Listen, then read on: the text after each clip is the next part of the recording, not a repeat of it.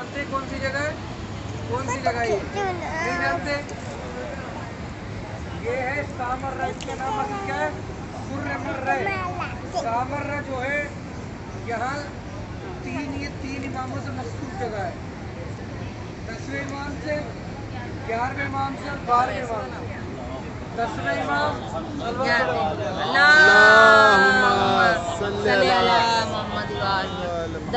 आम जगह नहीं है। 10वें इमाम और 11वें इमाम की कब्र अंदर, और 12वें इमाम की जो वालिदा जनाब नरगिस खातून उनकी भी कब्र अंदर, और हकीमा खातून की भी कब्र अंदर। और इमाम ज़माना की विलादत यही हुई है, ये कोई आम जगह नहीं है। कहाँ हुई है इमाम ज़माना की विलादत? यहाँ। और सलवात पढ़ो।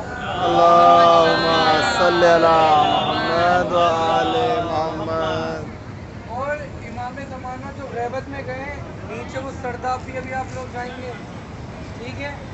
और इमाम ज़माना जो ज़ाहिर हुए लोगों के सामने, आप जानते हैं कितनी उम्र थी इमाम ज़माना की? कब हुए इमाम ज़माना ज़ाहिर?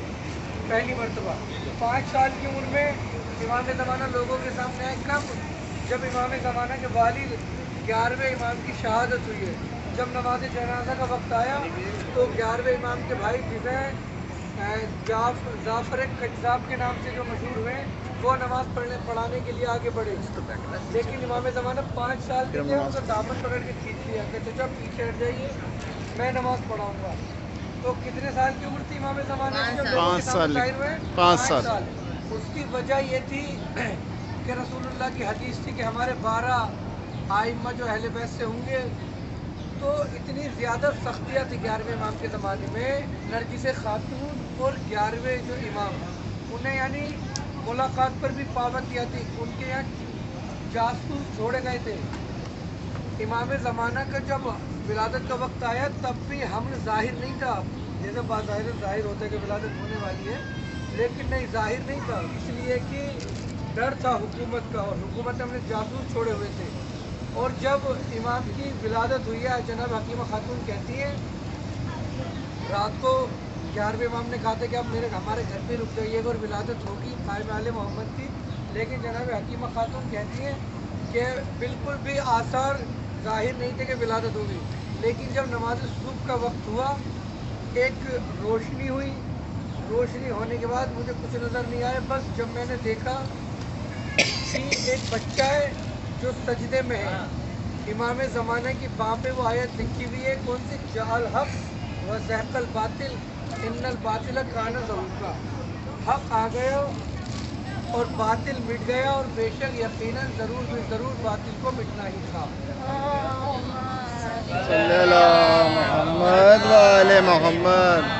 तो इमाम ज़माना की यहाँ विलादत हुई है। और इमाम ज़माना मासूम, देखें, जो बच्चा गैर मासूम 1 महीने में बढ़ता है, मासूम 1 दिन में इतना बढ़ता है। और जो गैर मासूम यानी हम जैसे लोग 1 साल में जितने बड़े होते हैं, मुख्य रिवायत है कि मासूम 1 हफ्ता 1 महीने में इतना बड़ा होता है। इमाम ज़माना तकरीबन 4 महीने के हैं, रिवायत रख हुई 4 महीने के। एक शख्स 11वें इमाम के पास आए यहीं सामर्रा में। आने के बाद कहा, मौला मुझे सवाल पूछना है। सवाल ये है कि आप मुझे ये बताएं, ये जो जंग जमल में मौला अली ने हज़रत आयशा के पास खबर भिजवाई थी तो वापस पलट जाओ वरना हम तुम्हें तलाक दे देंगे। तो कहा, मौला जब रसूलुल्लाह दुनिया से रुखसत कर चुके थे फिर तलाक की ज़रूरत क्या थी, और अगर फिर ये तलाक थी तो कौन सी तलाक थी? कहते हैं इमाम ज़माना 4 महीने के हैं, ज़ानू पे बैठे हुए हैं, इसके अपने वालिद के 11वें इमाम, यही जहाँ पे आप लोग बैठे हुए सामर्रा में। इमाम ने कहा, हमारे बेटे इसे जानते हो? उन्होंने कहा, नहीं, मैं नहीं जानती। तो इमाम ने कहा, ये कायम आले मोहम्मद है, ये मुंतसिब खून हुसैन है, ये हमारा बेटा मेहदी है। तो आखिरी इमाम मेहदी ने कहा कि वो जो तलाक थी वो तलाक ये थी कि जब जंग जमल में मुनाफिकीन की अम्मी आई, ऊँटनी पर बैठकर जब जंग जमल में आई और जब नहीं मानी, बहुत समझाया, तो उसके बाद امیر المومنین نے خبر بھجوائی کہ واپس جاتی ہو. ایک شعر بڑا مشہور ہے کہ بغض حیدر میں کچھ اس طرح سے پھیلی بدو عائشہ تجھ کو تو کتوں نے بھی پہچان لیا. صلوات بڑے محمد اللہم صلی علی محمد وعلی محمد. تو امام زمانہ نے کہا 4 مہینے کے امام زمانہ سے بتانے کا مقصد یہ کہ وہ جو طلاق تھی وہ طلاق یہ تھی کہ اللہ کے نبی نے کہا تھا کہ اے علی یہ جو ازواج ہیں دیکھو اللہ نے انہیں بڑا مرتبہ دیا ہے, ان کی بڑی فضیلت ہے, بہت عزت ہے ان کی, لیکن ان کی عزت اور ان کی فضیلت تب تک ہے جب تک یہ حکم خدا کی خلاف ورزی نہ کریں, جب تک یہ تمہاری مخالفت نہ کریں. اور طلاق یہ تھی اس لیے کہ جب جنگ جمل میں یہ مقابلے میں آ گئی تو مولا نے ایک شخص کو ان کے پاس بھیجا کہ جاتی ہو یا پھر میں تمہیں طلاق دے دوں, اور یہ فوراً وہاں سے بھاگ چھوٹی مدینے کے لیے, مکے کے لیے واضح بات ہوئی. تو طلاق یہ تھی کہ اگر یہ نہ جاتی رسول اللہ نے امیر المومنین کو یہ اختیار دے دیا تھا کہ انہیں طلاق دیتے. تو طلاق دینے کا مطلب کیا, انہیں ام المومنین ہونے سے محروم کر دیتے. ایک صلوات اور پڑھے محمد اللہم صلی علی محمد وعلی محمد. 1 سے 2 شعر امام زمانہ کے حوالے سے کہ درود زندہ ہے اپنا سلام زندہ ہے, درود زندہ ہے اپنا سلام زندہ ہے, خدا کے بعد محمد کا نام زندہ ہے, خدا کے بعد محمد کا نام زندہ ہے. تو تمہارے پاس تو مردہ بھی اب نہیں کوئی, ہمیں ہے فخر ہمارا امام زندہ ہے. سبحان اللہ سبحان اللہ. اللہم صلی علی محمد وعلی محمد. تمہارے پاس تو مردہ بھی اب نہیں کوئی, ہمیں ہے فخر ہمارا امام زندہ ہے. کہ علی کی تیغ ہے پھر بے نیام بھاگ چلو.